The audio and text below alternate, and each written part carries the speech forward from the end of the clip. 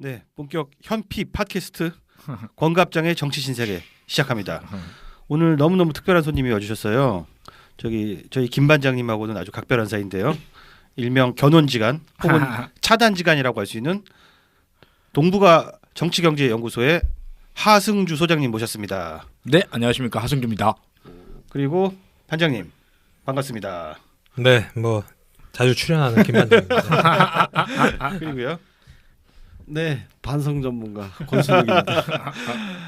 자, 그 김 반장님하고 하승주 소장님은 그 차단지간으로 굉장히 유명하고 서로 먼저 차단했다고 다툴 정도로 화끈하게 사실 많이 싸우시는 사이인데 어떻게 하다가 이 방송에서 국공합작이 이루어졌는지. 근데 차단하면 싸울 수가 없어요. 그렇죠. 왜 뒷담화 많이 차단하면 까는데? 뒷담화를 까는 거죠. 뒷담화를 많이 까더라고요. 그러다 보니까 사이가 이렇게 많이 나빠지진 않은 것 같아요. 맞아요, 안 보이니까. 뭐라고 까는지를 모르니까. 그러니까요. 저는 뭐 다 보긴 봤습니다. 이 모니터링 전문 계정이 있어서 두 개 정도 안 돌리다 보니까 정말 그래서 그 사실 제가 또 저기 김 반장님은 계정이 많잖아요. 그렇죠.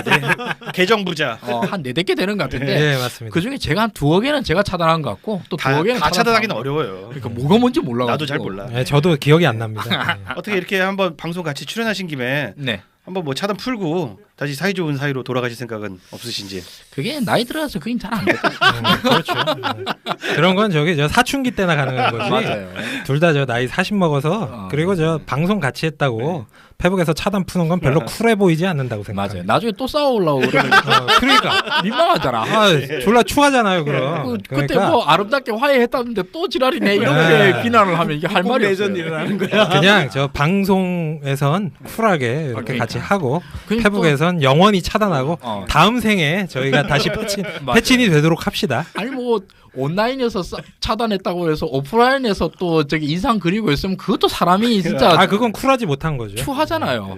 그렇다고 해서 오프라인에서 이렇게 또 사이좋게 밥도 먹고 술도 한잔 하고 뭐 같이 즐거운 얘기 했다고 해서 들어와서 이제 아름다운 사이로 다시 복귀, 이것도 또 이게 그러다 또 차단한다니까. 그것도 닭살이야. 맞아요. 그러니까 그냥 늘 하던 대로. 맞아. 지난 제가 광고를 한 번은 드리긴 했었는데 네이버에서 개념경제 또 깨알 광고 들어옵니다. 예, 네이버에서 오디오 클립이라고 검색을 하시면 거기서 이제 제가 올린 강의들이 있습니다. 개념경제라는데 한번 들어봐 주시면은 공짜니까 제가 좀 마음 놓고 권해드릴 수 있습니다. 그리고 둘째로 광고 하나 더 드리면 제가 팟캐스트가 출연을 굉장히 많이 하고 있는데 최근에는 그 서영석의 더비평에 제가 고정으로 계속 출연하고 있거든요. 그래서 우정 출연 비슷하게 해서 여기서 서로 뭐 이것저것 다 들어주시면 감사하겠다 이러는 거고. 네, 더비평 애청해 주시고 하트는 누르지 말아 주시고 감사하겠습니다. 그 스트리밍으로 들으시면은 순위 안 올라가니까 그냥 그렇게 들으셔도 돼요. 하여튼 따봉지간인 두 분 모셔놨는데 그만큼 이 시국이 엄중하다 이런 거를 우리가 엿볼 수가 있게 되겠죠. 오늘 주제 특집이죠? 뭐를 준비하셨나요? 예, 뭐 지난주에 핫 아이템은 역시나 안희정 지사 아니었겠습니까? 그렇죠. 한숨을 쉬시네요. 저희가 지난번 방송에서 그 뭐 이렇게 드립 한번 쳤다가 상당히 이제 좀 방송이 순삭될 뻔했죠. 순삭. 그때 저희가 방송 접을까 말까까지 고민을 했었는데 안희정 지사가 굉장히 많이 올랐습니다. 기쁜 일입니다. 기쁜 건지 뭐 슬픈 건지 저는 잘 모르겠고 어찌 됐든 이 문제를 안 다룰 수가 없어요. 피해갈 수가 없죠. 피해갈 수가 없어. 이걸 피해가면 정치 박해가 아니야. 그렇지. 접어야지. 저 영화 쪽으로 뭐 이동하던가 해야지. 이 얘기 안 하면 뭐 화교안 얘기할 거야? 그러니까 안 되면 접어. 안 되면 뭐 그냥 접읍시다. 그래서 저희가 오늘 대략적으로 4가지에 대해서 한번 분석을 해보려고 그러는데, 첫 번째, 안희정은 왜 이렇게 갑자기 떴을까? 두 번째는 왜 모두 다 안희정을 좋아하나? 지금 이 안희정 현상의 특징이 보수 진보, 지역, 그리고 세대, 심지어 뭐 종편, 조중동을 막론하고 안희정 까는 사람 거의 없어요. 아마 종일 안희정 나와. 종편 틀면. 그러니까요. 이건 굉장히 특이한 현상인데 처음 보는 현상이죠. 왜 이런 현상이 나타나는가? 세 번째, 왜 안희정 지사는 대연정에 대해서 뭐 상당히 야권 지지자들로부터 욕을 많이 먹었음에도 불구하고 어저께도 나오고 그저께도 나오고 그저께도 대연정 얘기하고 굉장히 고집스럽게 이 대연정에 대해서 집착을 하는 그런 모습을 보이고 있는데 그 부분은 왜 그러는지 저희가 또 짚어보고요. 마지막으로 지금 이렇게 무섭게 치고 올라오는 안희정 지사의 상승세는 어디까지 언제까지 지속될 것인지 뭐 이런 것들에 대해서 오늘 저희가 조심스럽게 네. 정말 조심스럽게 얘기를 한번 나눠보도록 하겠고. 근데 저기 권 갑장께서는 이 타이틀에 들어가 계시니까 조심스러울지 모르겠지만 저는 들어온 계기이기 때문에 네. 뭐 여기서 욕먹으면 네. 안 나오면 그만이고 뭐 항의 받으면 뭐 다음부터 안 부르면 되는 거지. 안 뭐. 나오면 그만이고 요건 여러분들이 먹을 거니까 저희 공식 입장하고 아무 관계가 없는 사람. 예, 자 게스트분의 예. 개인 의견은 여러분들은 그냥 조심을 하시든가 뭐 예, 말든가 그렇습니다. 저는 뭐 그냥 뭐 팔자가 좋다 보니까 절대로 공식 입장이 아니라는 거. 신나게 예. 뭐 얘기를 청취자분들 아니 염두에 권갑장 망하면 좋지 더비평이야. 조지러 오신 건가요? 이게 사실 우리가 지지 기반이 뭐 상당히 또 겹치기도 하고 더비평이랑 제가 저기 잘하면 안과와 안빠 모두에게 환영을 받고 안 되면 둘 다 양쪽으로도 욕 먹어가지고 예. 우리 저기 서영서의 폭망하는 거야. 요즘 순위 좀 떨어져서 고민인데 뭐 우리 순위를 올리지는 못하겠지만서도 이쪽 순위를 내려가 물귀신 작전으로 동반 추락. 같이 예. 죽자. 다 죽자. 아니 안 그래도 아까 전에 얘기 잠깐 들으니까 아직 업로드는 안 된 것 같은데 뭐 그 더비평에서도 이 떡밥을 다루신 그렇죠. 것 같던데요. 좀 우리 뭐 떡밥 언제 올라옵니까? 오늘 내일 중으로 올라올 거야. 오늘 중으로 올라올 거야. 그럼 우리 아. 바로 올리자. 네. 저기보다 빨리 올려야 돼. 그렇지. 당연하지.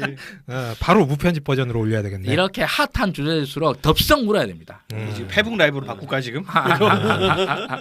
자, 우리 1초라도 빨리 끝내야 되니까 잡담은 뭐 이 정도로 예, 끝내고 첫 번째 주제 안희정은 왜 이렇게 갑자기 떴나 이 부분에 대해서 얘기를 나눠보죠.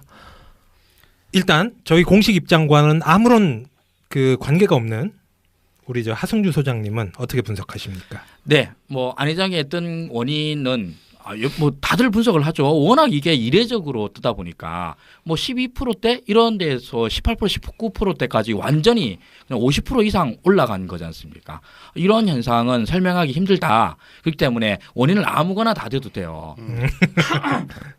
그러나 이렇게 원인들이 복합적이고 뭐라 말하기 힘들고 할 때 이럴 때에 그 선현들께서는 그 지침을 주셨어요.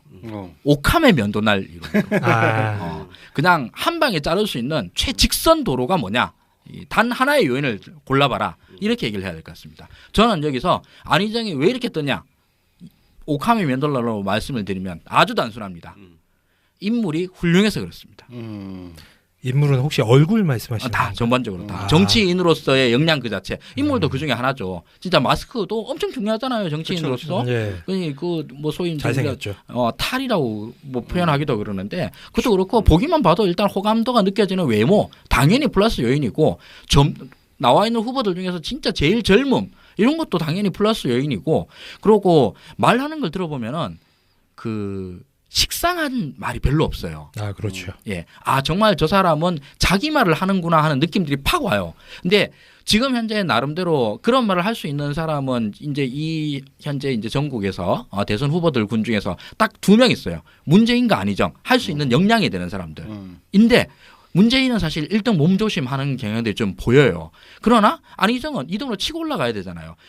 한때 자기 말을 한다라는 느낌이 팍 들었던 이재명 시장도 요즘은 좀 그런 느낌들이 많이 줄었어요. 그 신선함이라 그래야 되나? 이런 것들이. 근데 안희정의 말에서는 생동감이 느껴지더라는 거죠. 이런 걸로 인해서 저는 이제 서영석 도의편 거기서는 표현할 때 내자로 표현했습니다. 안희정은. 낭중지출하고. 주머니 안에 쏜 것이 그 날카로움으로 인해서 주머니를 찍고 나온 거예요, 지금은. 이거를 갖다가 뭐 여기서 이제 다른 요인들도 물론 있습니다. 외부 요인들이 있습니다만은 그 외부 요인들이 아무리 받쳐준다 하더라도 안희정이라는 개인의 탁월성이 밑받침되지 못한다면 그 양반이 여태까지 쌓아온 자기 나름대로의 역사성 스토리가 받쳐지지 않는다고 그러면 그 외부 요인들 아무 소용 없다라는 거거든요. 스토리 화려하기로 하면 이재명 시장은 뭐 얼마나 대단합니까?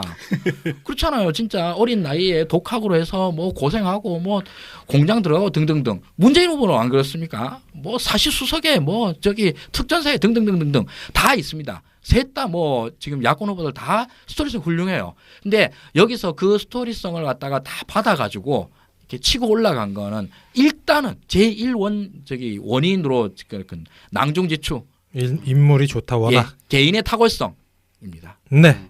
지금까지 권갑장의 공식 입장과 전혀 관련이 없는 게스트 하승주 소장. 오히려 우리 입장과 달라. 많이 다르네 그냥. 예.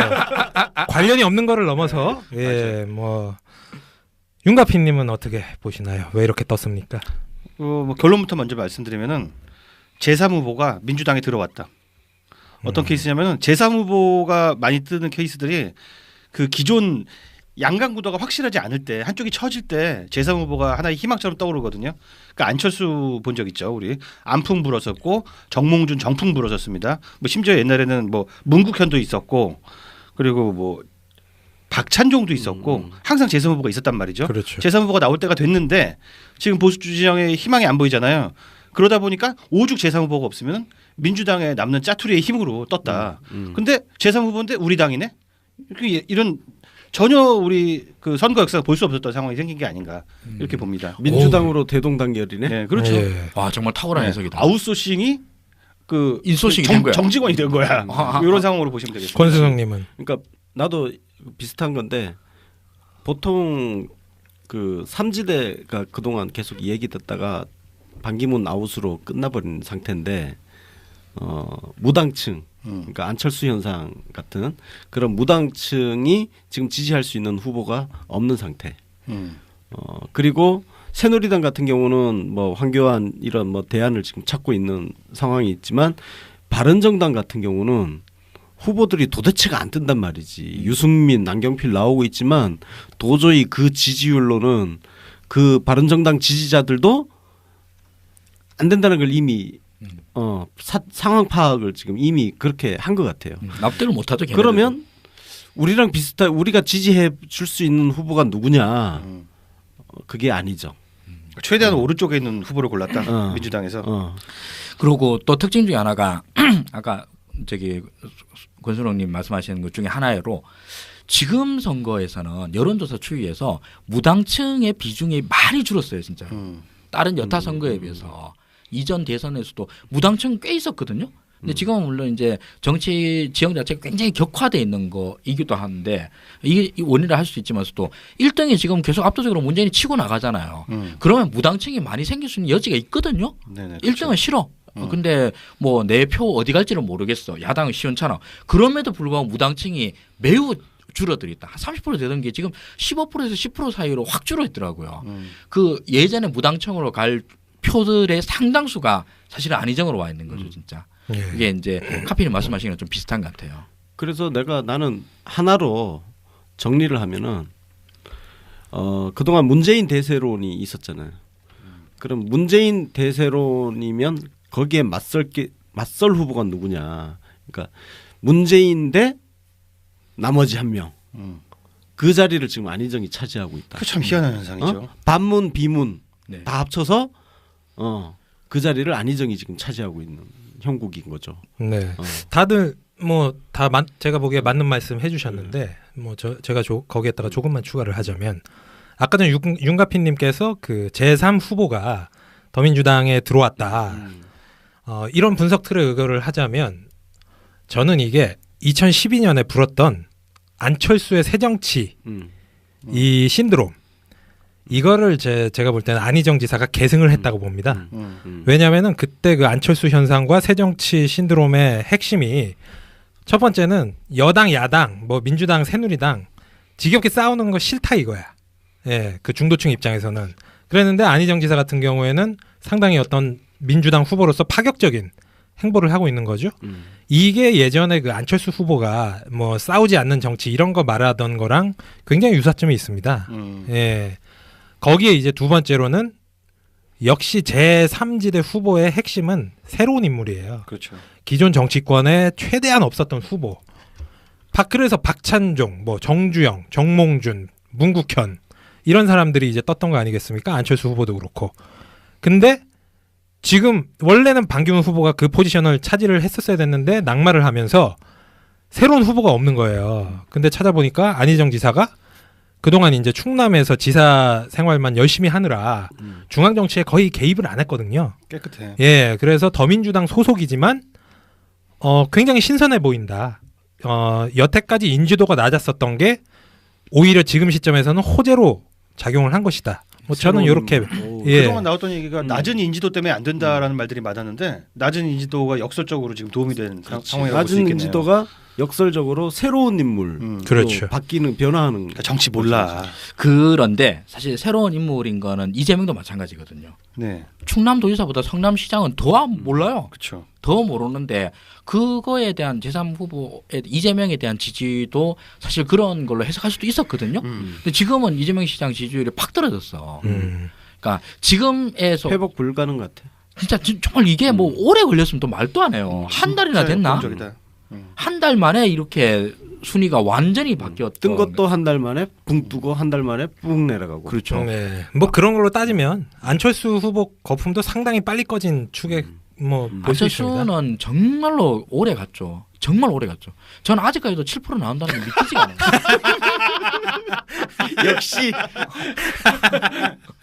정말 장수하고 계시네. 예, 대한민국 역사상 안철수만한 저기 그 탁월성의 반대로 뭐랄까 후보의 비루함을 보여준 사람이 없었는데 졸려라. 네, 비루함에 비해서 상당히 오래 간다. 이 정도를 간다라는 건 진짜 계속 연구해봐야 될 대상 같아요.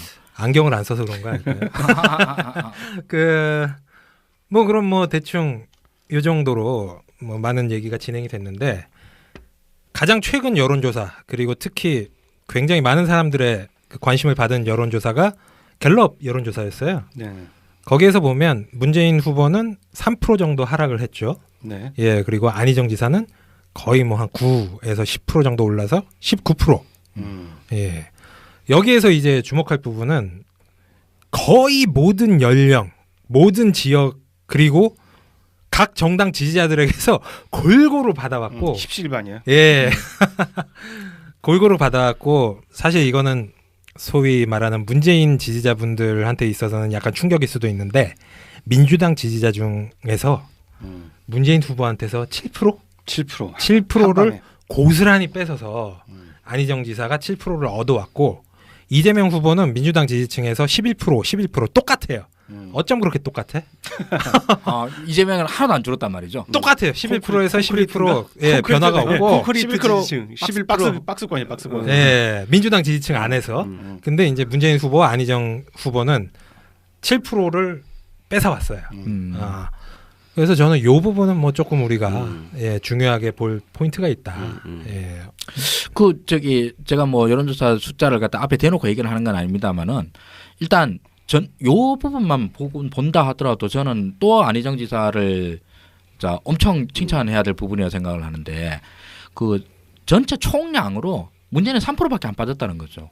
그렇죠. 문재인 3%밖에 안 빠졌는데 안희정 지사 9%가 늘었다. 그럼 전체 총량으로 해서 6%를 갖다가 다른 데서 긁어 온 거예요, 진짜로. 예. 사실입니다. 예. 바깥에서 벌어온 거지. 이런 후보가 어딨냐는 거예요. 민주당으로 보면 아주 효자지 효자. 네, 진짜 말 그대로 선봉장이 돼가지고 전선 최전선에 나간 사람이 안희정이 된 거예요, 진짜로. 거기 나와가지고 우리 땅 이만큼이라고 확 점령하고 돌아온 진짜 선봉장군 같은 역할을 해준 것이고 그동안 민주당이 외연 확장이라는 말을 갖다가 거의 뭐 마법의 주문처럼 그렇게 오랫동안 얘기를 해왔는데 그 실제로 해낸 사람이 돼버린 거죠.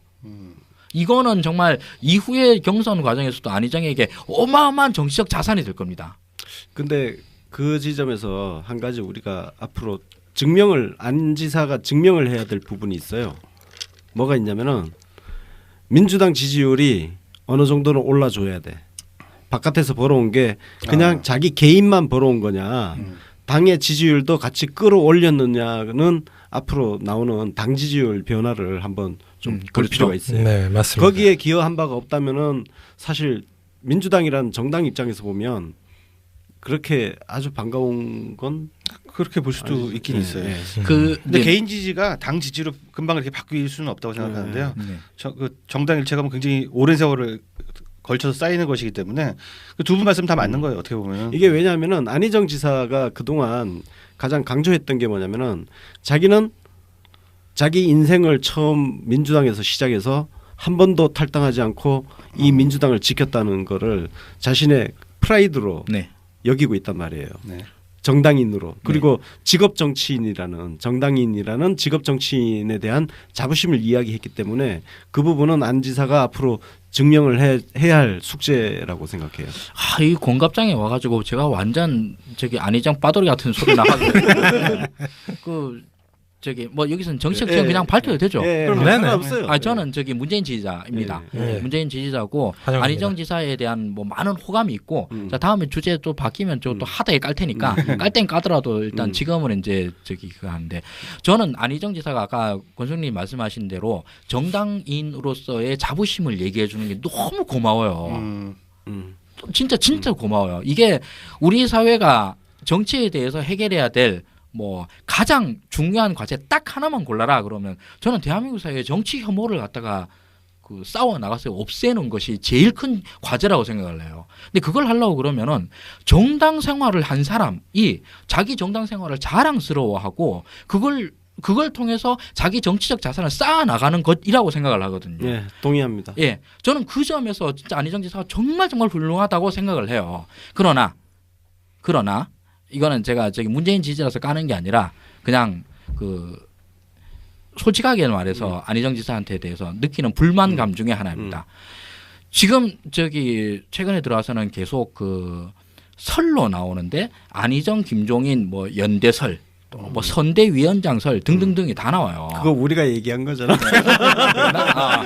맞아. 그 얘기하놓고 나니까 여기서 들은 거다.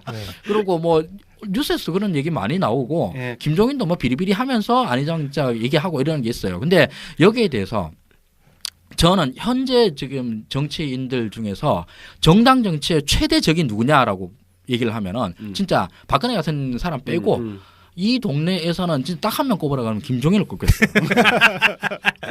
아니 저기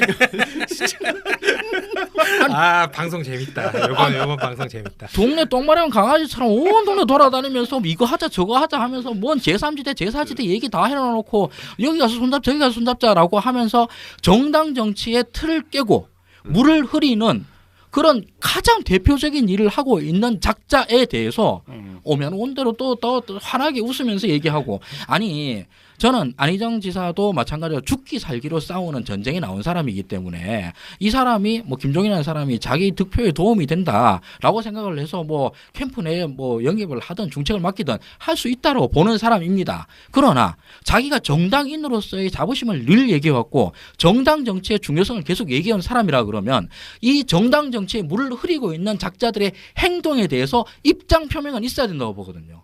정치인은 입장으로 얘기를 하고 동선으로 얘기를 하는 사람입니다.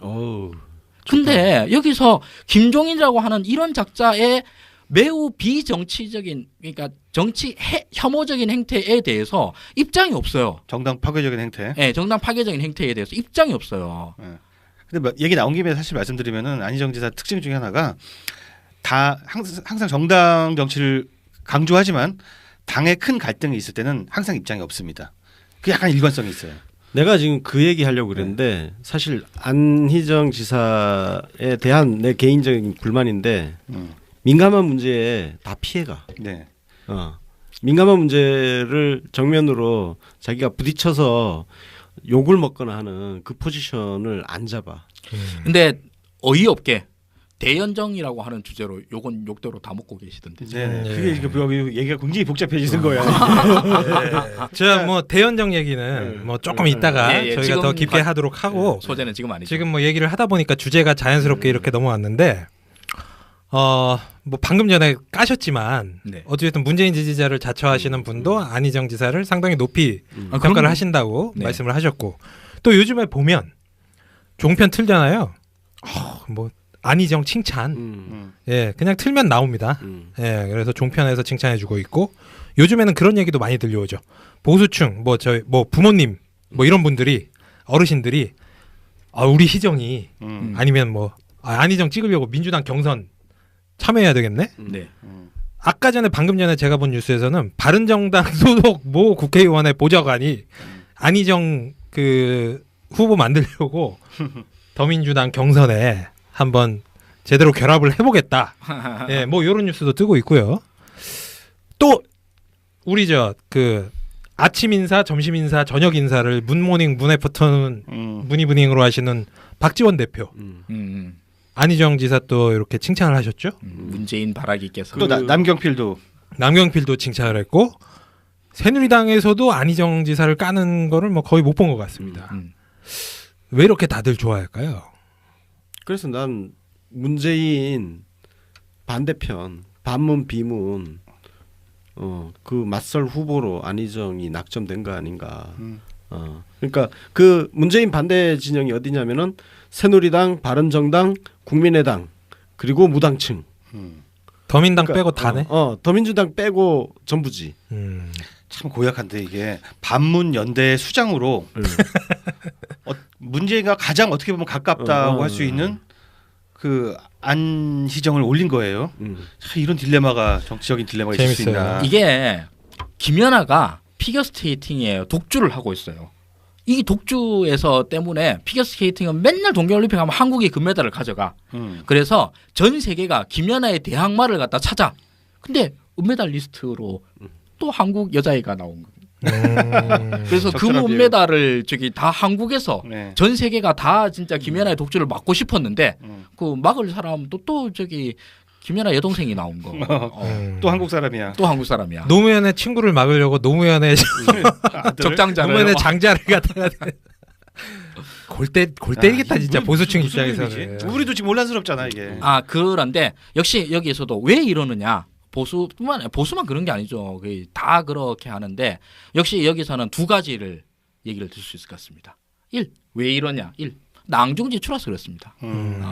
그런 전반적인 지지를 다 받을 만큼 후보의 탁월성이 있다. 이거를 일단 부정할 수 없고요. 두 번째로는 내가 만약 조선일보에 무슨 뭐 논설이니 뭐 주필이니 이래가지고 막 내가 뭐 이 대선판에 대해서 작전 짜는 듯한 이런 뭐 헛바람이 든 대가리에 가스가 찬 인간이다라고 생각을 해봐요. 그럼 내가 어떻게 작전을 짤까? 그러면은 무조건 지지율 2등 가는 후보를 갖다가 밀 겁니다. 그거를. 그렇죠. 그건 뭐 어렵지 않잖아요. 이게. 근데 얼마 전까지만 해도 황교안이 있었단 말이에요. 그렇죠. 황교안이 떠 있었는데 갑자기 이렇게 된 이유가 도대체 뭐냐 이거지. 그거는 솔직히 말하면은 황교안을 더 띄우는 거는 그 다음 수순이라 생각할 것 같아요. 일단은 저 적전 내분을 만들어야 된다. 적전 내분을 만드는 게 엄청 쉬워요. 문 지사 지지자들 층과 안 지사 지지층들을 갖다가 서로 막 경쟁하게 만드는 거. 이관계지. 이관계. EJ죠. EJ만큼 좋은 게 없고 디바이드 앤 룰이에요. 일단 저쪽 동네에서 민주당 지지율이 지금 40%가 넘게 나옵니다. 전인 미답의 경제를 걷고 있는데 저 지지율 전체가 다 대선 후보 경선을 갖다 거치고 그다음에 원사이드하게 문재인으로 다 통일이 되고 그래서 문재인이 대선 후보 나오면 진짜 어대문이에요. 그걸 누가 막겠습니까? 아무도 못 막아요. 사실 뭐 만약에 이제 저희가 여태까지 얘기했던 그런 의도가 맞다고 치면은 그게 이제 어느 정도 맞아 들어가고 있다고 보는 게 최근 며칠 사이에 이명박 우리가 야권 지지층 중에서 많이 나오는 얘기 이명박의 빅픽처 그게 뭐 예전에는 뭐 안철수다 박원순이다 뭐 반기문이다 이런 게 많았었는데 요즘에는 안희정 지사가 이명박의 빅픽처다. 그런 얘기까지 나와요? 그게 2010년도에 충청도를 이명박 대통령이 방문을 했을 때 대백제전 좌희정 우광재 이렇게 옆에 끼고 이명박 대통령과 그 안희정과 이광재가 셋이서 환하게 웃고 있는 사진이 지금 인터넷을 통해서 떠돌아다니면서 아니 노무현 대통령 서거한 지 1년도 안 됐는데 어떻게 이렇게 환하게 웃으면서 이명박이랑 사진을 찍을 수 있겠느냐. 그리고 요거랑 덧붙여서 그 이광재 지사가 창립한 연구소가 있습니다. 여시제라는 연구소.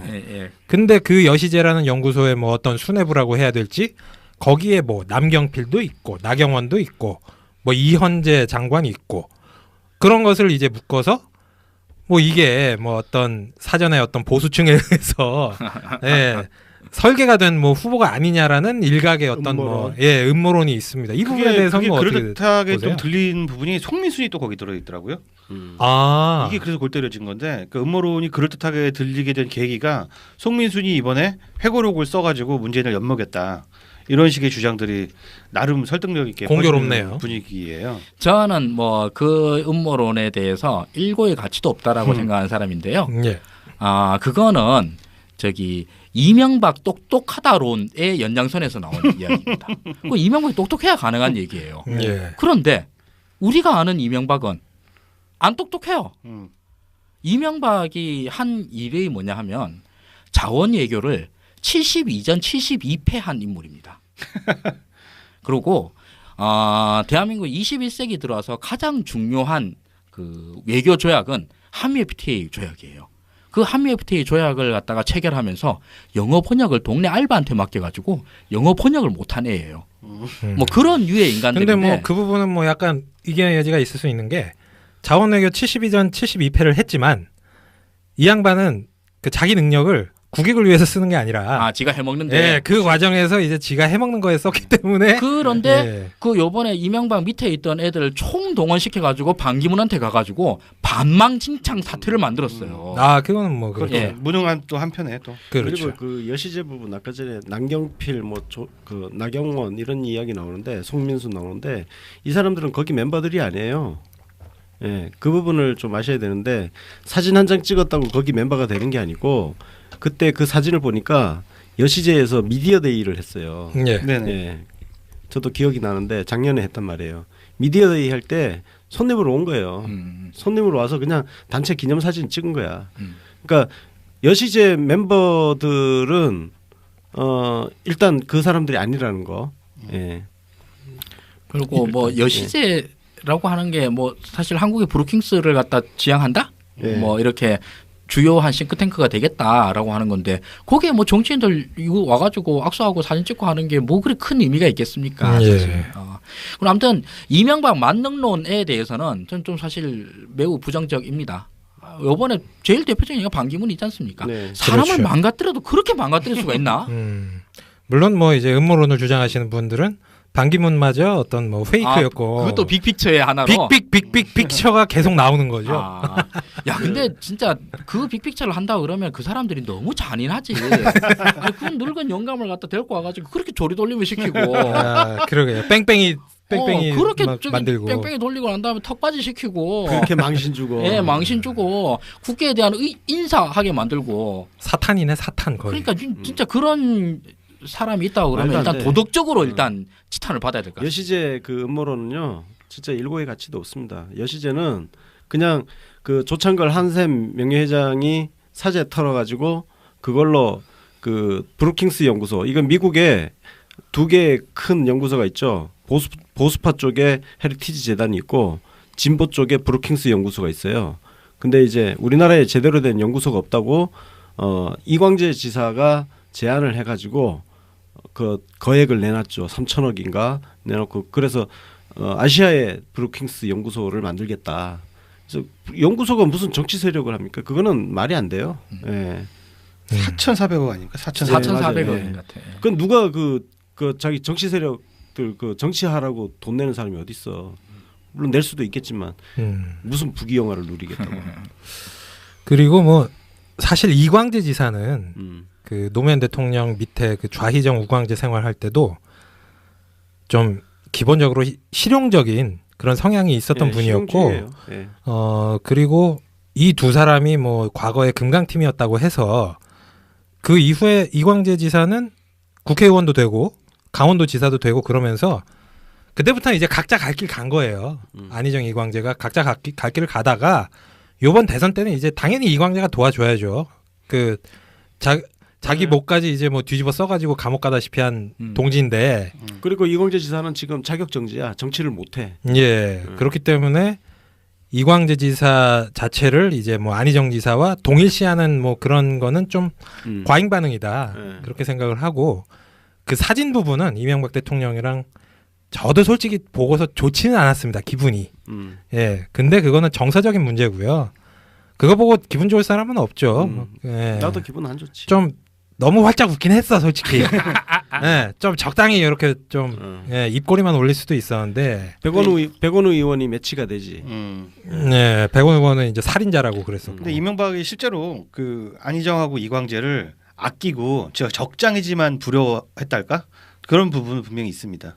그러니까 선호는 했지만 뭐 그렇다고 그 안희정이나 이광재가 뭐 NBA 사람이다 이렇게 보기 좀 무리가 사실 있고요. 그래요. 네. 뭐 저 같은 놈 저 뭐 막말 좀 쓰고 해가지고 맨날 사거나 하고 있는데 왜 자학방송이야? 자주 아니 그러니까 나 같은 사람이 사실 별로 안 무서운 사람이거든. 진짜 무서운 사람은요 겉으로 그걸 드러내지 않습니다. 그러니까 안희정, 이광재 이런 사람이 무서운 건요 겉으로 그런 걸 적대감이라든지 자신의 분노 이런 것들을 전혀 바깥으로 드러내지 않는다는 거예요.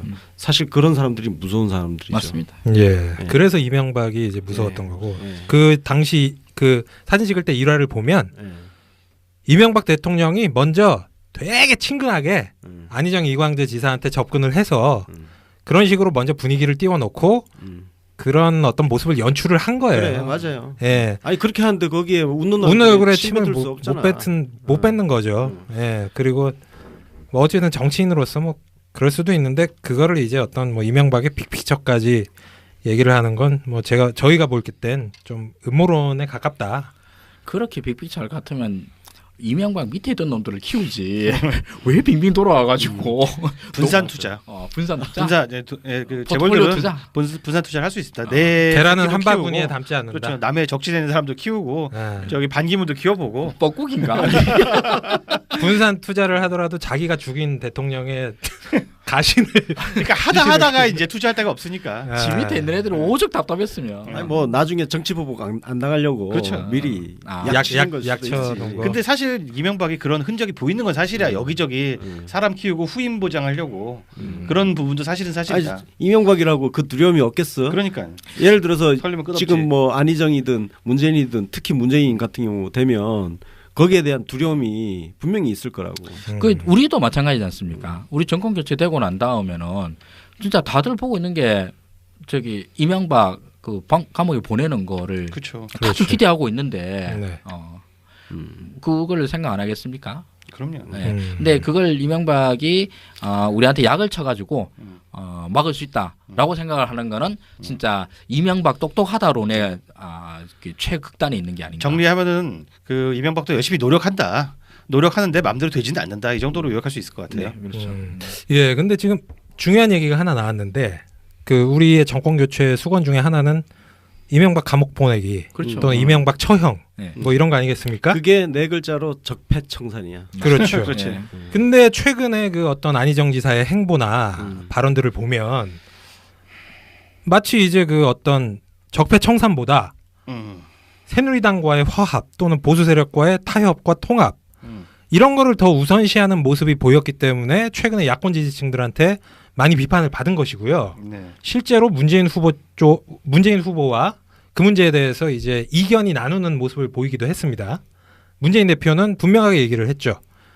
적폐청산의 대상과는 연정은 불가능하다. 네. 예, 그래서 요게 이제 또 뜨거운 감자였는데 왜 안희정 지사는 뭐 이런 어떤 시대 정신이 적폐청산 또는 새누리당 청산 이런 것임에도 불구하고 끊임없이 대연정을 얘기를 하고 뭐 대화, 타협, 협치 심지어 새누리당을 포함한 협치를 얘기를 하는 것인가? 왜 이러는 걸까요? 이거 뭐 선거 전략입니까? 이걸 단순히? 왜 이러는 거에 대해서 대답을 하는 게 맞을까요? 아니면은 그거에 대해 비판을 하는 게 맞을까요? 일단은 왜 이럴까를 먼저 짚어보고 그거를 통해서 네, 먼저 같이 판단부터 하는 게 좋을 것 같아요. 예, 같이 판단부터 하자. 네. 붙어 있어. 그게 분리해서 얘기하기 좀. 그럼 저부터 한번 얘기해 볼게요. 같이 판단. 네. 같이 판단 안 해. 난 전략 얘기할 거야. 대연정 얘기할 때 지지율 폭락할 거라고 우리가 예상했잖아요. 우리 한번 틀렸어. 아니, 나는 예상 안 했어. 그냥 했다고 쳐요. 대연정 얘기하면서 보수 측으로부터 호감을 얻었어요. 아, 쟤는 문재인처럼 적폐청산, 쓰레기 청소 이런 거 안 하고 살살 치겠다. 대화가 통하겠다. 주고받는 게 있겠다라는 인상을 확실히 많이 준 것 같습니다. 그러다 보니까 확실히 타 정당 지지를 하면서도 그 안희정 후보를 지지하는 그런 현상이 지금 일어나게 된 것이죠. 그래서 이거는 왜 그랬을까로 따지면 그렇게 하면은 포지션도 잘 잡히고 그리고 지지 기반도 안 겹치고 표도 벌어올 수 있으니까 뭐 정답 아니겠습니까? 나는 지난번에 한번 얘기했지만 일단 노무현 교조주의가 있다. 지난번 대연정 때 얘기했던 건데 예. 가치 판단이네요. 확실한 그냥 노무현 복제판 같아요. 네. 예. 복제판인데 그 대연정을 그래서 노무현이 하지 못한 대연정을 자기는 꼭 해보겠다. 그래서 대화와 타협의 정치를 만들어 보겠다. 그런 의지, 목표는 확실한 것 같아요. 그러니까 그 순수한 목표에 대해서는 일단 그렇게 인정을 해주고요. 문제는 가치 판단입니다. 이거는 일단 과정이 틀렸다. 노무현은 대연정 자체가 목표가 아니었고 지역구도 해체라는 목표를 달성하기 위한 수단으로 대연정을 이야기했다는 거. 그리고 대연정 이런 정치 필요하죠. 우리나라에 필요한데 우리 정당 정치가 그 수준이 되느냐는 부분 요거 한 가지 짚어야 되고 또 하나는 약간 심리적인 건데 저는 노무현의 비극을 거치면서 그런 비극을 다시 반복하지 말아야겠다는 개인적 그 신념이 굉장히 강한 거 아니냐. 그래서 소위 서로 정파가 다르다고 정권 교체된 이후에 서로 이렇게 정적을 죽이고 하는 그런 정치는 진짜 끝장을 내야 되는 거 아니냐. 예. 그래서 제2의 노무현의 비극을 막아야 되는 거 아니냐 이런 생각을 하고 있는 것 같아요. 그러니까 이게 심리적으로는 사실은 약간은 그 정권을 실제로 잡았을 때 자신의 힘으로 무언가를 과연 돌파할 수 있을까라는 부분에 있어서 용기가 부족해서일 수도 있고, 예. 조금 분석을 해볼 필요가 있을 것 같습니다. 일단은 요 정도입니다. 하 소장님은 어떻게 생각하시나요? 일단 저는 카피님 의견에는 좀 반대입니다. 안희정이 득표 전략으로 대연정을 꺼냈다라고 생각을 안 해요. 저는 안희정이 갖고 있던 어떤 하나의 정치적 이상을 실현하기 위한 진짜 말 그대로 그 목적이나 그걸 꺼내는 의도에 대해서는 전혀 의심하지 않습니다.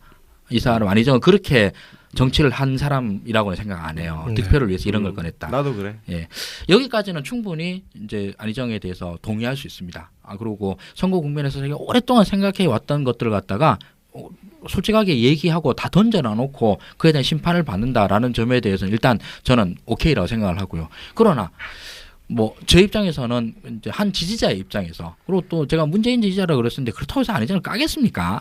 당연히 안희정도 진짜 훌륭하고 소중한 우리의 자원이라고 생각하는 사람 입장에서 안희정의 대연정 제안은 물론 안희정은 이걸 수십 년 동안 생각해 왔을 수 있고 저는 이거 듣고 난 다음에 몇 시간 생각할 수는 있습니다만은 그럼에도 불구하고 저는 여기에 대해서 얘기를 할 수 있다 생각을 하는데 몇 가지로 나눠서 대연정 제안에 대해서 좀 각 잡고 까도록 하겠습니다. 1. 안희정은 대연정의 대상으로 새누리당을 예를 들었어요. 새누리당을 예를 들었는데 새누리당은 현재 정당 구조 내에서 우리가 대연정을 할 수 있는 정당 중에서 가장 멀리 떨어져 있는 정당입니다. 제일 먼저 쉽게 생각하면 국민의당이 있을 수 있고 얼마 전에 같이 있었던 당이니까 그다음 바른정당 저기 박근혜 탄핵에 찬성한 당이니까 국민의당까지 바른정당까지도 인정을 합시다. 근데 새누리당은 적폐의 대명사예요. 그렇죠. 근데 새누리당까지 만약에 할 수도 있다 그랬죠. 하겠다는 말이 아니라 새누리당까지도 할 수도 있다고 그러면 대연정이 못할 당이 어디 있습니까? 다 한다고 그러면 우리나라는 실질적으로 일당 국가가 돼요. 그렇지. We are the world. 예, we are the world. 그렇게 되면 그렇게 전 정당이 하나의 대연정 속에 묶이면은 연정을 안 하는 것과 똑같아집니다. 지금 어차피 다 따로 있는 당이지 않습니까? 이걸 한꺼번에 다 묶거나 일당으로 묶는다면은 이 당 내에 있는 이전 당들끼리 개파 싸움으로 더 하는 걸로 똑같아지는 얘기죠. 그러니까 이게 논리적으로 맞지 않아요. 그냥 싸우는 장소만 바뀌는 거죠. 그렇죠. 만약 그렇게 한다고 그러면 거대 여당과 녹색 야당, 녹색당 이런 당밖에 안 남게 된다는 거죠. 일단 이건 제가 하나만 여쭤볼게요. 네. 새누리당과 연정이 된다면 다른 당들과도 다 자동빵으로 그런 연정이 건 된가? 아니죠. 그런 건 아니죠. 그렇다면은 누군가를 배제하기 위해서 누군가와 맞서 싸우기 위해서 새누리당과 연정을 한다는 얘기인데 네.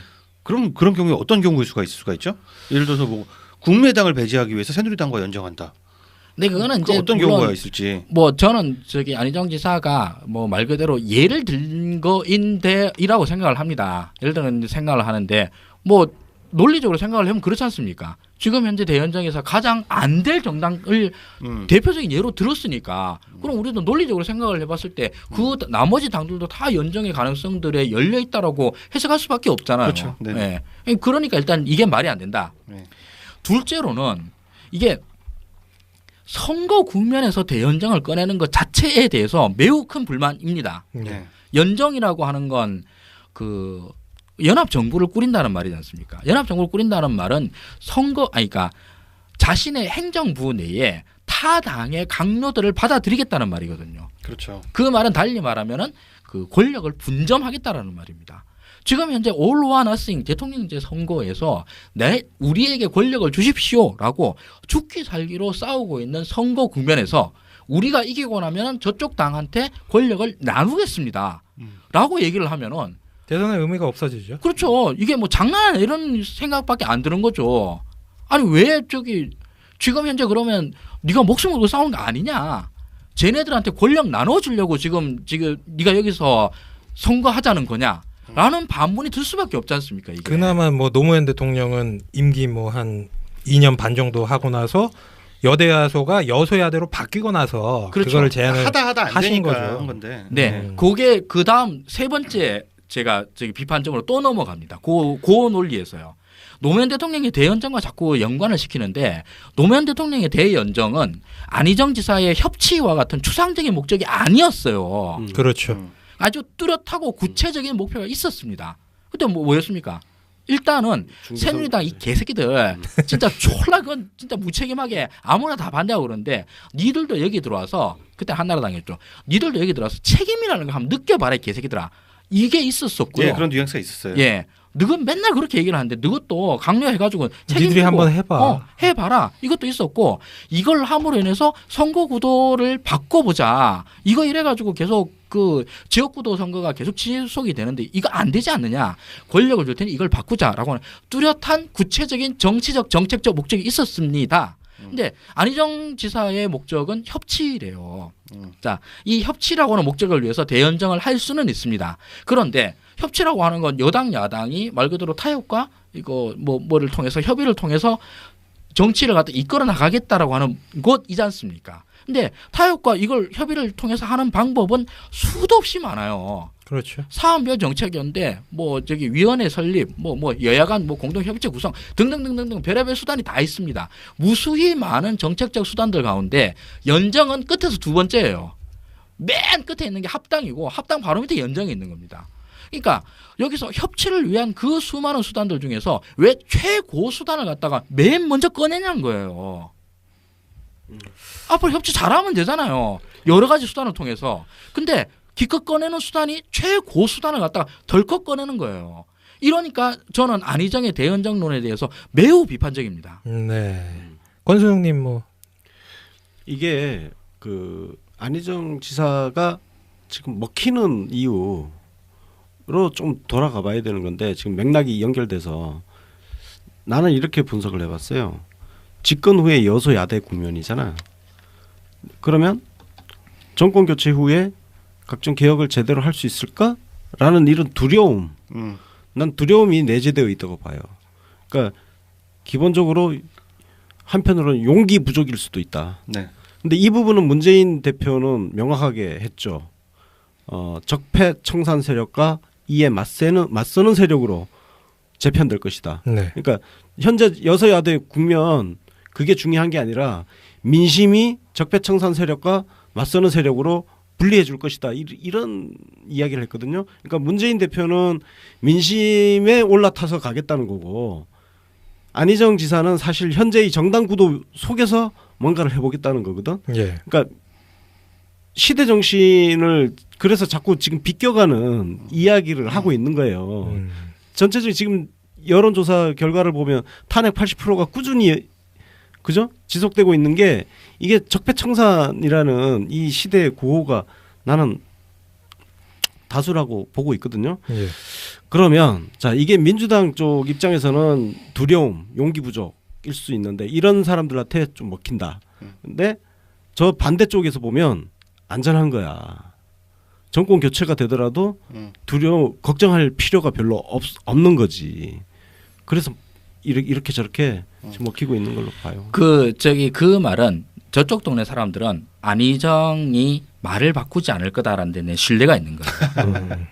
만약에 안희정을 제외한 뭐 문재인과 안희정을 제외한 대한민국의 어떤 정치인이 그 대연정을 얘기해 보십시오. 그 말을 누가 믿어요? 사기라고 그치. 생각하죠. 아무도 안 믿어요. 예. 웃기고 있네. 이재명 후보가 대연정 얘기해봐요. 완전히 그냥 물론 뭐 대놓고 사기치는 거지. 그렇죠. 이재명 후보의 기존 스탠스와도 맞지도 않지만서도 예. 설사 한다손 치더라도 그 말을 누가 믿겠어요. 아무도 안 믿죠. 예. 예. 신뢰가 가서 문제다. 신뢰가 가니까 진짜 할 것 같으니까. 그러니까 저도 이렇게 각 잡고 지금 까는 거거든요. 진짜 할 것 같으니까. 네.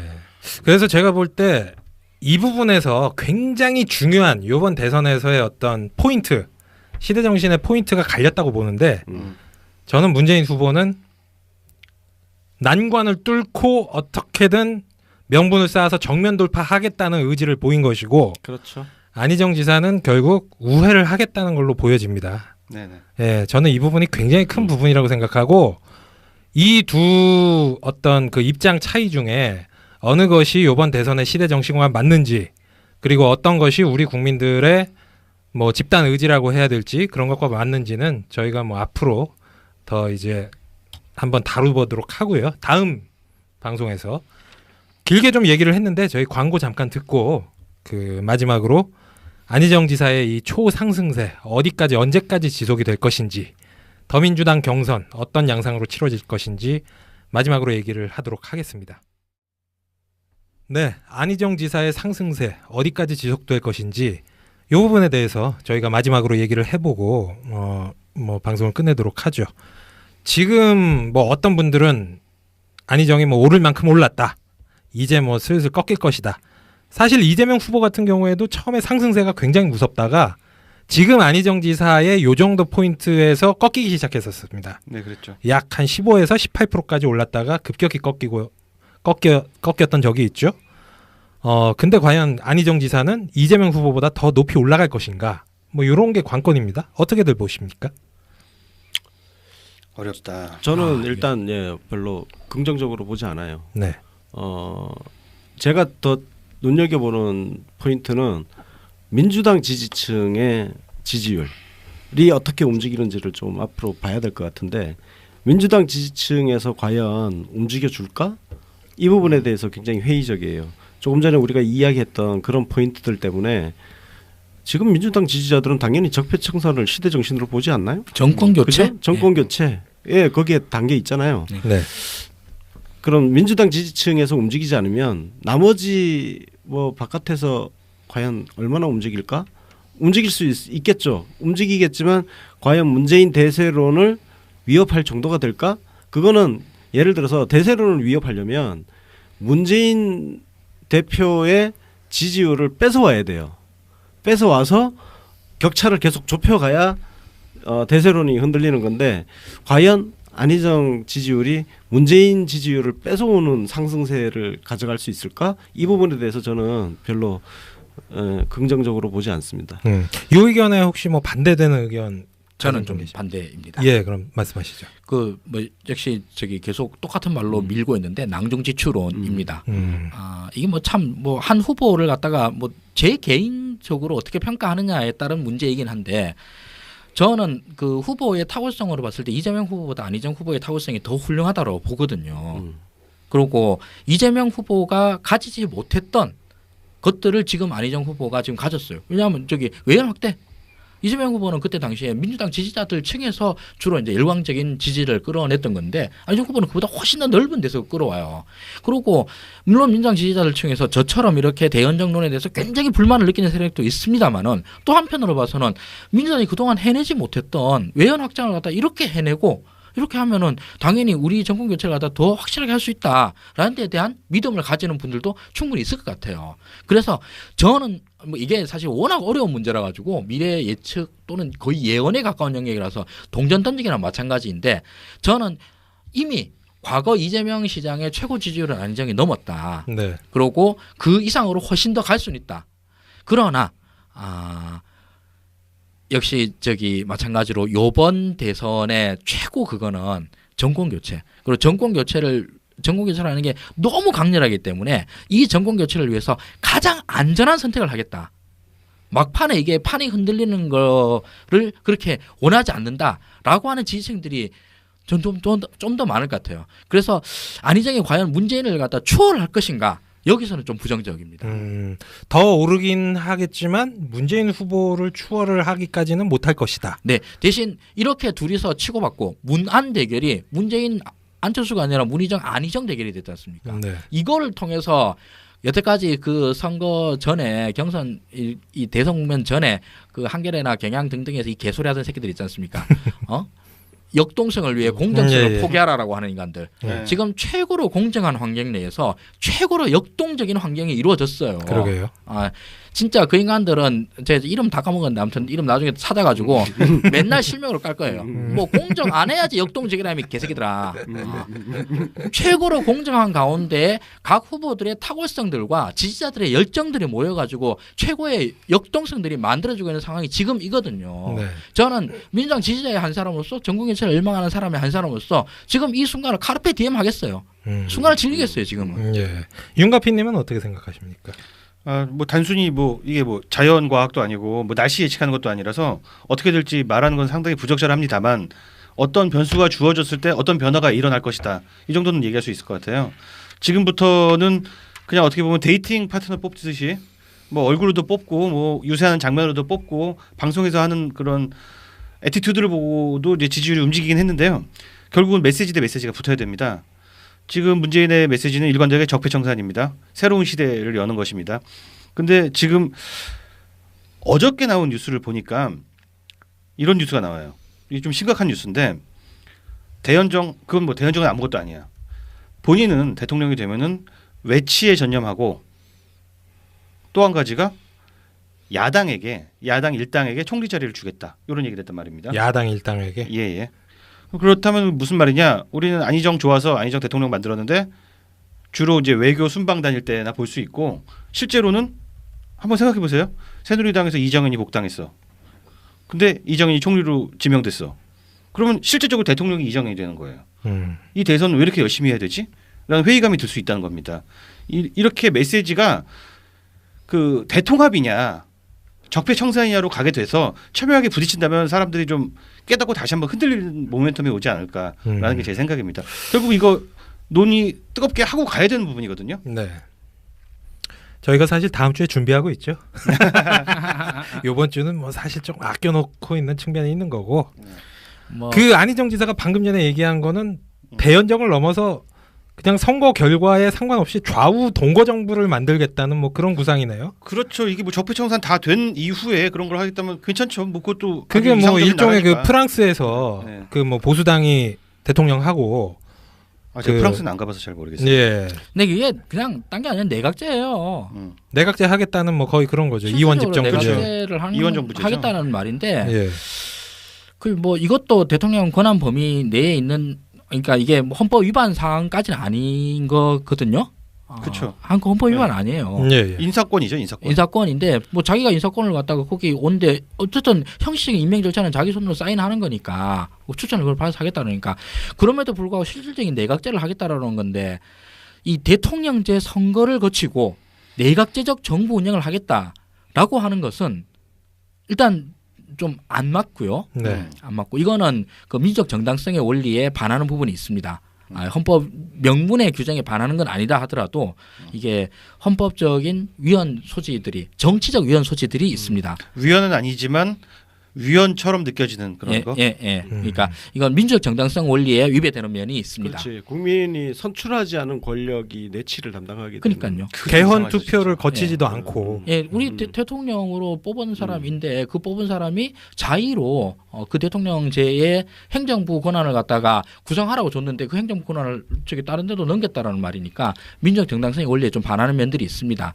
근데 계속 이런 제안들을 하는 거에 대해서 아까 제가 저기 대연정 제안에 대해서 같이 판단만 했었는데 왜 이러느냐? 이 얘기를 좀 하고 싶은데 저는 이걸 강박이라고 봐요. 네. 이 관용과 포용의 정치라고 하는 것은 안희정이 그동안 써온 책들에 대해서 꾸준히 얘기되고 있습니다. 그리고 자기가 저기 옛날 고대 운동권 생활할 때 너무 빡빡이 굴어가지고 후배들이 이제 피곤해 죽으려 그랬다. 꼴통이었죠. 네, 뭐 그런 얘기들을 하면서 자기가 그 이후로 삶을 살면서 엄청나게 반성을 많이 했다.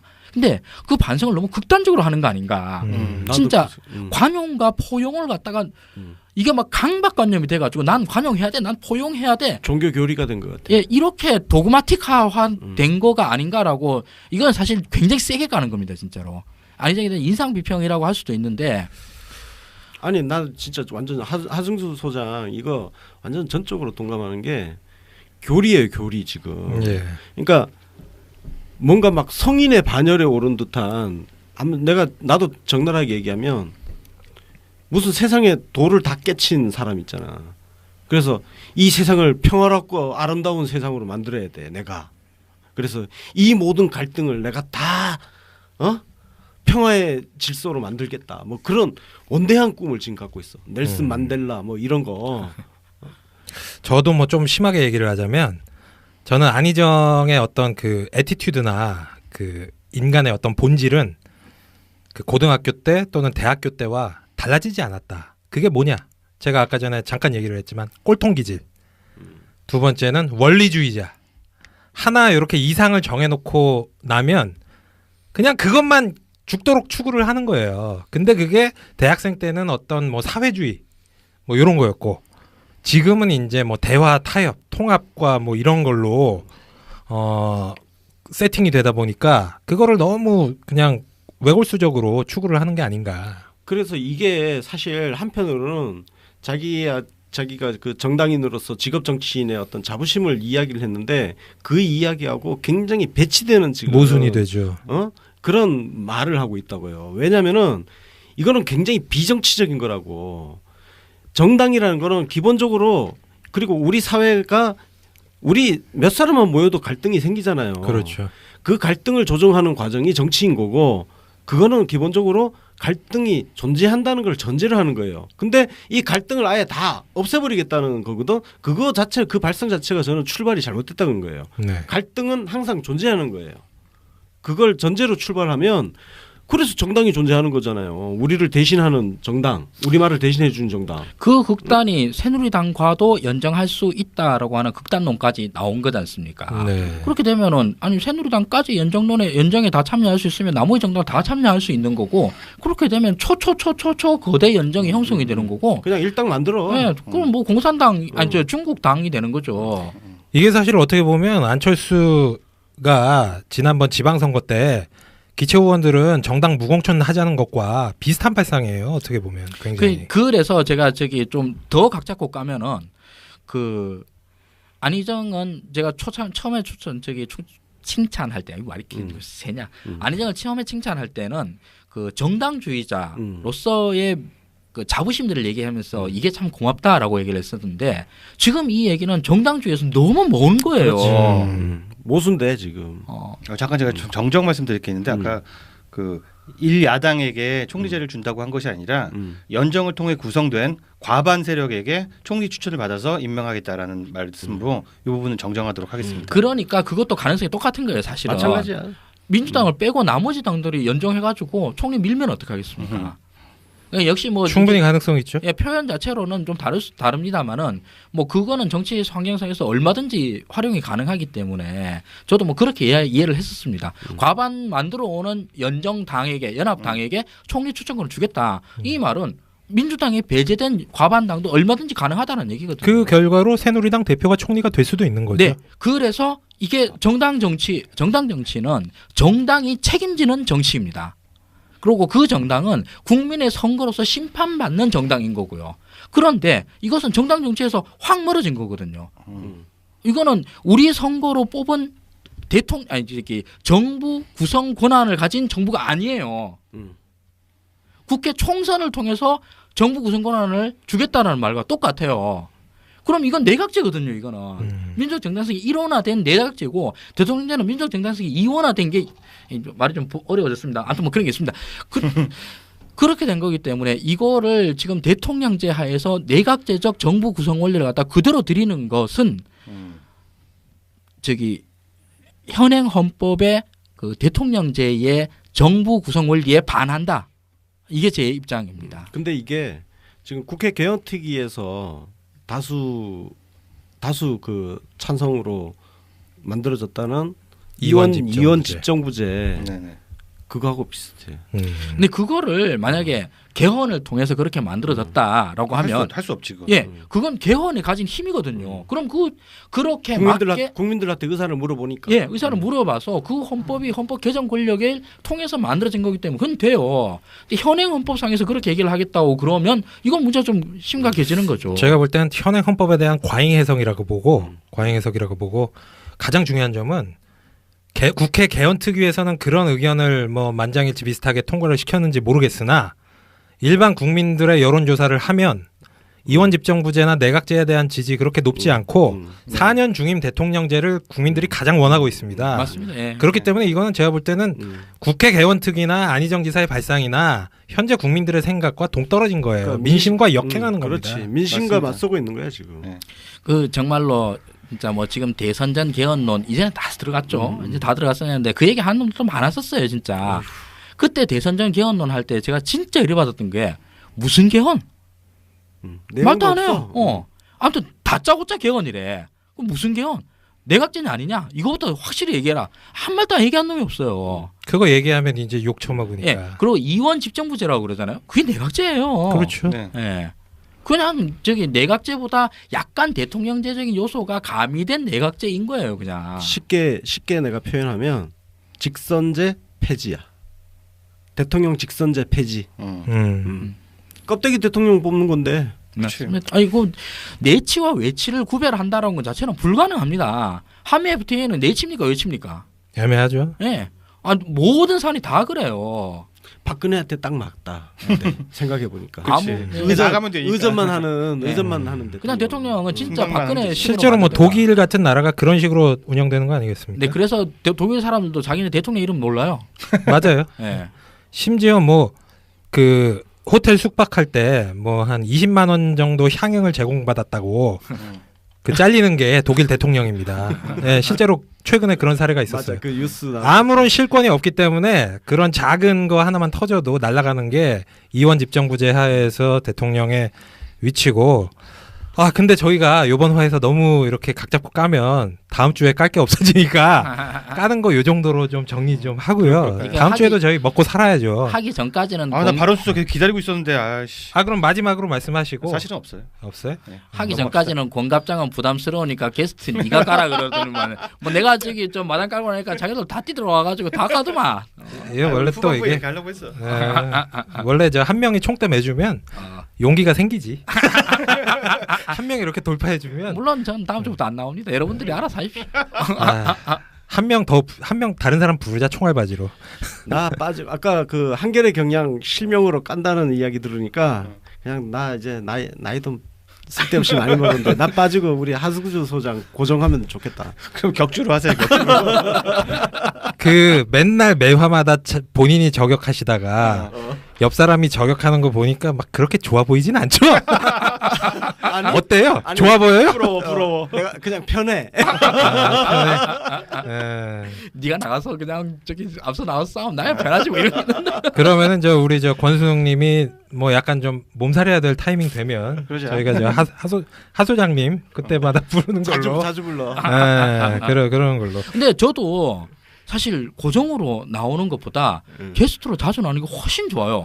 그렇죠. 여기는 시민 아무개가 없어서. 시민 아무것도 없고 너무 편하지. 그것도 그런데다가 고정은 돈도 안 준다며. 고정 돈 안 주죠. 게스트는 돈 준다며. 네. 그럼 내가 뭐하러 고정을 해?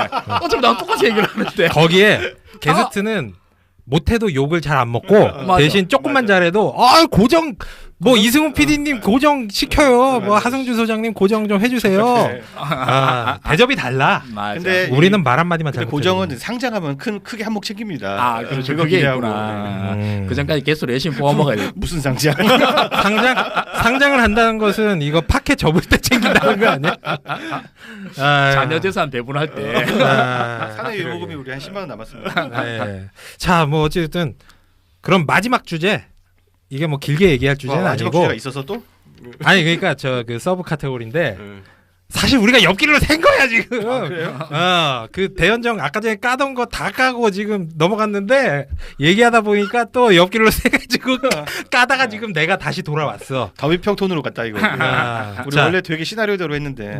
다시 저 옆길로 샌 거 다시 돌아오자면 사실 많은 분들이 궁금해하시는 거 안희정이 뭐 어찌됐든 앞으로 더 오르든지 말든지 그거와 상관없이 경선에서 결선 투표까지 갈 것인가 또는 뭐 문재인 후보를 아예 뭐 이렇게 역전시킬 가능성이 있는 것인가 간단하게. 결선 투표 얘기 또 해야 돼? 아이고. 아니 요번에는 이제 각 잡고 빡세다. 접대는 우리가 알겠습니다. 드립쳤다가 망한 거고 그래, 좋습니다. 각 잡고 얘기를 해보자고요. 오늘. 나부터 얘기할게. 결선 투표 못 간다. 왜 못 가느냐? 예. 지금 안희정 지사 메시지는 대통령 선거용이에요. 당내 경선용이 아니야 이거는. 대통령 선거 나가면 그러니까 지금 안희정 지사 그 여론 지지율 보면 막 새누리당, 바른정당, 특히 바른정당하고 국민의당 쪽에서 지지율이 막 올라가고 있잖아요. 그럼 이 사람들이 물론 민주당 국민 경선에 역선택하러 들어올 수도 있겠지. 근데 정말 성의를 다해서 시간 쪼개서 할 수도 있겠지. 그러나 당내 경선에서는 어찌됐든 민주당 당원과 대의원들 그리고 권리당원들 이 사람들 중심의 선거예요. 거기에 국민들도 들어오겠지만 근데 지금 안희정 지사 메시지는 당원들의 자존심을 세워주는 메시지가 아니에요. 당원들 자존심을 세워주는 메시지는 정권 교체와 적폐청산이야. 그래서 나는 결선 투표 가기 힘들 거라고 봐요. 다른 분들은 어떻게 보십니까? 당원들 자존심을 세워주는 메시지는 그 유세 현장에서 하면 됩니다. 또 만들 수 있어요. 그거는 좀 믿기가 어려운 부분이고 저는 이렇게 생각하는데 저는 문재인 지지자로서 얘기하는 거예요. 여기 계신 분들이 열심히 동원을 하셔서 친구들을 현장에 데리고 가시고 AR에서 투표시키시면 그래. 결선 투표 안 갑니다. 이상. 하 소장님은 어떻게 생각하세요? 저는 뭐 저기 계속 이제 얘기를 했던 거에 연장선에서 할게요. 동어 반복처럼 들리겠습니다만 낭중지추? 예. 개인의 탁월성이 정말 탁월하다는 점에서 결선 투표 충분히 가능하다고 봅니다. 전 저기 권순웅님 말씀하신 거를 굉장히 솔깃하게 듣는데도 불구하고 그걸 뛰어넘는 게 안희정이라는 인물의 탁월성이에요. 인물의 매력. 선거는 정말로 후보가 다 해요. 그렇죠. 예. 그 후보가 매력적이냐 아니냐 이런 거는 정말 선거에 올 알파 오메가인데 네. 그 점에서 안희정만큼 매력적인 후보가 정말 드물다는 거예요. 진짜. 상품이 참 섹시하긴 하죠. 네. 사실 캠프가 어떻고 지지자가 어떻고는 그건 진짜 큰 변수는 아닌 것 같아요. 결국 후보 본인이 진짜 일단 얼굴도 잘생겨야 될 것 같고 맞아요. 예. 이렇게 봤을 때 이렇게 각도 좀 나오고 그 근데 말도 나는 잘하고 진짜 희한한 게 뭐냐면은 사실 안희정 저는 안희정 지지하는 사람인데 지지하는 게 아니라 좋아하는 사람인데 그 메시지가 되게 좋다고 하셨잖아요. 네. 근데 메시지 하나하나 보면 되게 고루하고 옛날부터 다 알던 얘기야. 전 분명히 새로운 얘기를 하나도 못 봤거든요. 그래서 에어린이라고 네. 했잖아. 근데 연설하는 장면이나 그런 영상을 보면은 되게 그럴듯해 보여. 맞아요. 그게 아마 낭중지추라고 말씀하신 포인트일 거예요. 메시지 자체는 별게 없단 말이죠. 어떻게 보면 탁월해요. 노무현 시대 재판 네. 같기도 하고. 근데 그게 저기 가피님도 그렇고 우리도 그렇고 다 노빠라서 음. 옛날에 다 노무현 대통령한테 지겹게 들어본 것 같지. 옛날에 듣던 잔소리 같아. 옛날에 저기 노무현 대통령이 얘기하던 거 잘 안 듣던 사람들은 졸라 참신해요 이거. 또 그렇게도 들릴 수가 있나? 예를 들면은 저기 그 보수적인 사고 방식을 가진 경제 쪽 있는 경제계 인사라 그래야 되나? 뭐 경제학과 출신일 수도 있고 아무튼 경제 쪽에 관심 많은 사람들 이런 사람들은 안희정한테 대한 보내는 열광이 꽤 커요. 그게 뭐 딴 게 아니라 딱 한마디예요. 아니 정부가 잘해서 기업이 큽니까? 기업이 알아서 잘하는 겁니다. 그거 뭐 노무현 사실 얘기잖아. 노무현 대통령이 그게 다 뭐- 했던 얘기인데 노무현 워딩이야. 그러니까요. 그 말을 노무현 워딩으로 바꿔보면 권력은 시장으로 넘어갔습니다. 이 말이에요. 그렇죠. 이 말을 그렇게 바꿔서 하는 건데 그 말 한마디에 그렇게 다들 열광을 해요. 근데 그 별거 아닌 말이지 않습니까? 그건 너무 당연한 말이지 않습니까? 아니 그- 근데 심지어는 그 풀어주신 거 말고 그 워딩 자체를 또 노무현 대통령이 했었어요. 그러니까- 또. 아, 그래요? 정확히. 조금 전에 한 그 워딩이 어. 노무현 워딩하고 똑같아. 거의 똑같아요. 그 워딩을 노무현 할 때는 그렇게 까더니만 이제 와서는 또 그렇게 빠네. 자, 그리고 이 당연한 워딩 이거는 정말 보수들의 워딩이에요. 예. 근데 그 워딩을 다른 새누리 한나라당 애들 하는 걸 들어본 적도 없고 설사 걔네들이 했는지 아닌지도 모르겠지만 했다 손치더라도 안희정이 했던 어떤 그런 반향을 전혀 못 일으켜요. 야, 그러면 결과적으로 외모야. 참 그렇게 구박받았던 노무현 그 워딩을 지금 안희정이 사실 거의 그대로 하거든. 네. 콜라보레이션 보면 나는 새로운 게 하나도 거의 없었어. 거의 그냥 노무현을 보는 듯 했단 말이에요. 그러면 진짜 그렇게 구박받던 노무현이 새로 지금 안희정을 통해서 적장자지 진짜. 막 지금 거듭 탄생하고 있는 건가? 그런 면에서는 정말 그런 거죠. 사실 노무현의 이야기를 저는 뭐 노무현 대통령이 굉장히 잘생긴 사람이라 생각합니다만 뭐 객관적으로는 다들 안희정이 더 잘생겼다 그러니까 그 마스크로 뭐 더 널리 퍼뜨리는 사람이 된 거죠. 뭐. 그게 이제 좀 캐릭터가 둘이 다르니까 노무현 대통령은 어찌됐든 이게 비하가 아니라 보수층 입장에서는 저 촌놈 같은 이런 그 정서가 있었던 거예요. 그러니까 이미 촌놈으로 낙인 찍어버리고 뭐 대학 못 나온 사람으로 낙인 찍어버리니까 뭔 얘기를 해도 주의 깊게 안 듣다가 안희정 지사는 뭐 지금 뭐 충남지사를 하고 있지만 되게 도시인 같이 생겼잖아요. 예, 촌놈 같은 그 이미지는 없고 거기에다가 말을 되게 조근조근 되게 공손하게 해. 애티튜드가 좋아. 사실. 예, 근데 사실 노무현 대통령은 이렇게 좀 욱하시는 게 있으셔서요. 박력 있게. 그래서 우리 지지자들은 훨씬 더 좋아했지만은 싫어하는 사람들 입장에서는 다른 거 다 필요 없이 왜 저렇게 대통령이 왜 저렇게 말을 가볍게 해? 말을 막 해? 이런 걸로 계속 공격을 했던 거 아닙니까? 근데 이제 그걸 갖다가 안희정 지사가 애티튜드만 싹 바꿔가지고 얘기를 하니까 좀 이제 들리는 거죠. 그 사람들 입장에서. 그렇구나. 근데 정말 그 애티튜드는 탁월해요. 저는 살면서 안희정 지사를 가까이에서 딱 2번 정도 얘기를 해본 것 같아요. 기자할 때 잠깐 가가지고 안녕하세요 인사 몇 번 하고 그랬던 게 다인데 그럼에도 불구하고 그 느껴지는 아우라가 있더라고요. 진짜 충남 엑소라는 말이 그냥 나온 말이 아니에요, 진짜. 아니 뭐 생긴 걸로 반질반질하게 생긴 걸로는 남김도 그렇잖아요. 엔질하게 생겼죠, 진짜.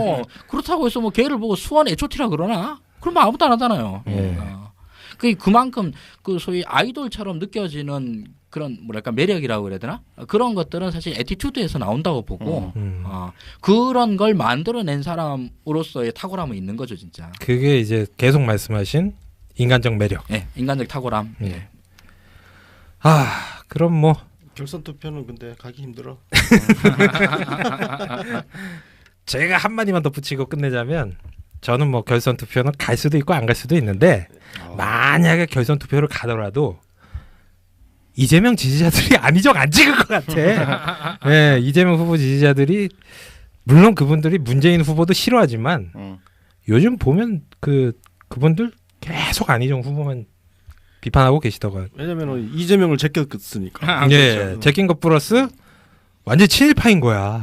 이게 저 이재명 지지자분들 입장에서 보면. 그렇지, 저도 자기 이득제를 뺏었는데. 실컷 얘기했는데 끝날 때 내가 또 한마디 한다 그러면 욕 먹을래나? 짧게. 10초. 예. 10초보다 좀 더 길게 할게. 자, 말씀을 드렸습니다만 일단 저도 오늘 여기서 안희정 칭찬할 때는 졸라 칭찬하고 깔 때는 뭐 하대에 까고 그랬었는데 일단 칭찬할 때에도 제 최대한의 진지함을 가지고 칭찬했고 깔 때도 정말로 진지하게 깠어요. 진짜 각 잡고 깠어요.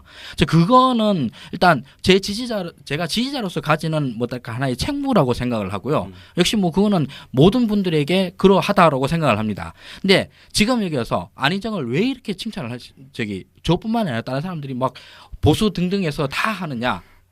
이의제의 측면도 있다라는 거거든요. 안희정의 매력에 빠져가지고 종편이나 뭐 조중동이 막 칭찬하고 이러겠습니까? 아닐 거라는 거죠. 절대로 문재인은 안 되게 해야 된다. 그러니까 어쨌든 저쪽 동네에서 분열상이나 뭐 하나라도 나야지 우리가 저 삐지고 들어갈 틈이 있다라고 작전을 세울 거 아닙니까? 네. 그거는 너무 뻔한 얘기라서 나도 알고 여러분도 다 아는 얘기예요. 그럼 그 틈을 메꾸면 됩니다.